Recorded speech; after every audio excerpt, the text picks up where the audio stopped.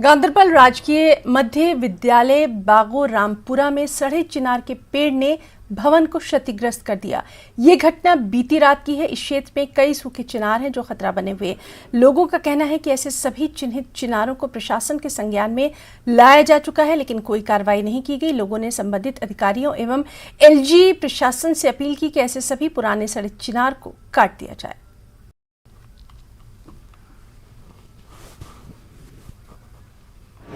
Pipe leak यम शेरान मगर वो all over already bone सारे स्कूल पे हत लत स्कूल डिपार्टमेंटन खास कर प्राइवेट गए समन यह बोन कर शार्ट कर तेल दिवान इजाजत ये कह डैमेज गतान करान गोरा अत पे कह पत्म लट तमो यह आर्डर तो बोन कर शाख तराशी मगर अगर 2 वरी गई 2 वरियन मज आर्डर।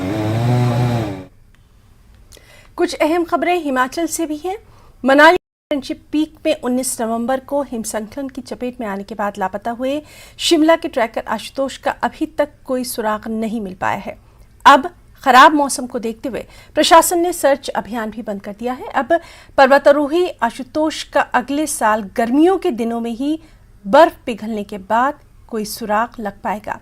प्रशासन के द्वारा फ्रेंडशिप पीक में चलाए गए सर्च अभियान में अटल बिहारी वाजपेयी पर्वतारोहण सहित adventure tour operators association Kullu Manali की टीम, सेना की डोगरा स्काउट, आईटीबीपी की टीम एवं तिरंगा टीम की मदद ली गई थी। सभी टीमें बीते 14 दिनों रेस्क्यू अभियान में जी जान से जुटी रहीं। शुक्रवार शाम तक सभी टीमें खराब मौसम के बावजूद सर्च अभियान में जुटी रहीं, किंतु कोई पता नहीं चल पाया। बता दें कि 19 नवंबर को शिमला की चौपाल क्षेत्र के आशुतोष फ्रेंडशिप पीक की चढ़ाई करते वक्त हिमस्खलन की चपेट में आने से लापता हो गए थे। वो 2 अन्य साथियों के साथ 17 नवंबर को फ्रेंडशिप पीक के लिए गए थे। 19 नवंबर को हादसे के बाद उनके दोनों साथी वापस मनाली पहुंचे। पुलिस को इसकी जानकारी दी, जिसके बाद से सर्च ऑपरेशन चलाया जा रहा था।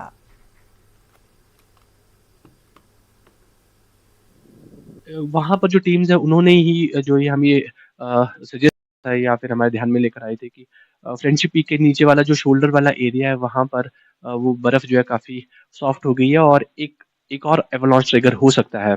And more over Lahaul Spiti में एक हादसा ऑलरेडी इस तरह का एक एवलांच ऑलरेडी आ चुका है।